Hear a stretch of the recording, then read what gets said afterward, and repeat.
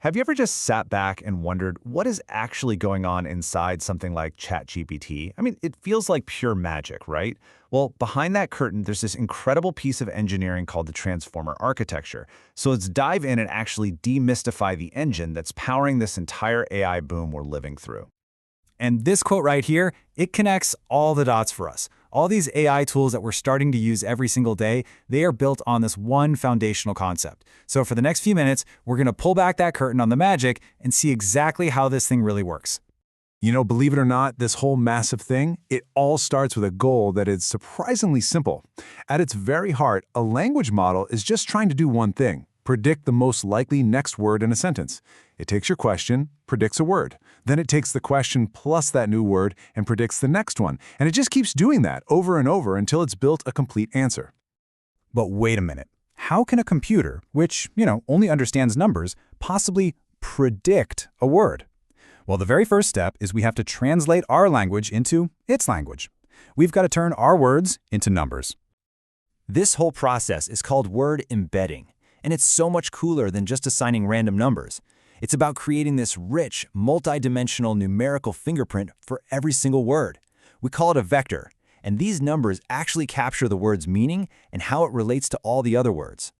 Now this is where it gets really wild. This slide shows how you can literally do math with meaning. If you take the number vector for king and you subtract the vector for man, then add the vector for woman, the numbers you end up with are incredibly close to the vector for queen. It's insane. And this is how these AI models start to grasp complex relationships, like gender, capital cities, you name it.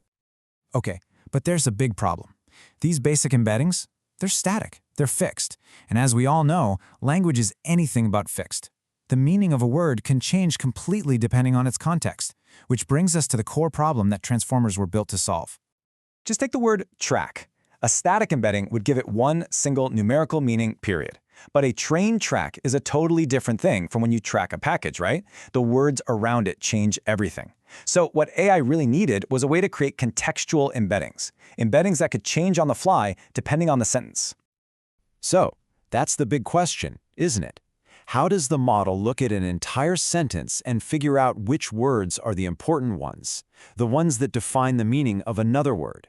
How does it actually learn to pay attention? And that, right there, brings us to the big breakthrough. Back in 2017, this groundbreaking paper was published with the super bold title, "Attention is All You Need." It introduced a mechanism called self-attention, and it completely, and I mean completely, changed the game for AI. Probably the best way to get your head around attention is with a simple analogy. Just imagine you're in a library, and you're looking for a specific book. The process you go through is almost exactly what a transformer is doing inside. So this slide breaks it all down. The query, that's the word that needs context. It's basically you asking the librarian your question.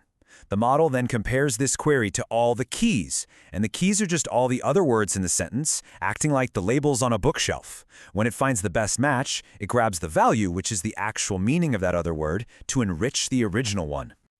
And here is what that looks like in action.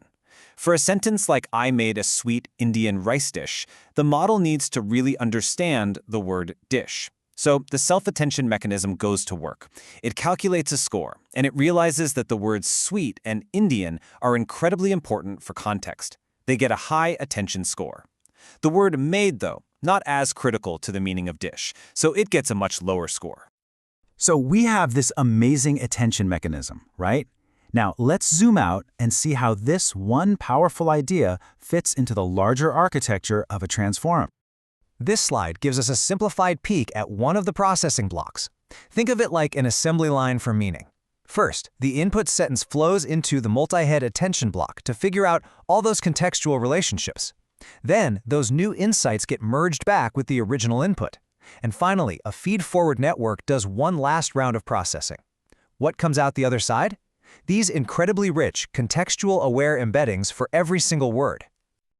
So why do they call it multi-head attention? Well, you can think of it like having a whole team of experts look at the sentence all at the same time. Each head is its own independent attention mechanism. Maybe one is an expert at identifying how adjectives relate to nouns, another one might be focused just on subject-verb relationships. By looking at the sentence from all these different angles at once, the model gets a much richer understanding of the context. So after all the attention heads do their thing, the data gets passed on to the feed-forward network. This is like the final polish. Its whole job is to find even deeper, more complex patterns in the data, the kinds of subtle nuances in language that attention by itself might just overlook. Okay, so we've gone all the way from turning words into numbers to the attention mechanism. Let's put it all together now and just recap the key ideas that make this technology so revolutionary. So let's just boil it all down. First, AI understands words as numbers, and we call those embeddings. But those simple embeddings just aren't enough because context is everything. Self-attention, that's the secret sauce that figures out the context. And finally, because transformers can process every single word in a sentence at the same time in parallel, they're just unbelievably efficient and powerful. You know, the invention of the attention mechanism wasn't just some small improvement. It was a fundamental shift that literally enabled the AI revolution that we are seeing today. It really makes you stop and think, if this one elegant idea could change so much, what's the next one, just over the horizon? What's going to be the next attention is all you need moment that completely redefines what's possible?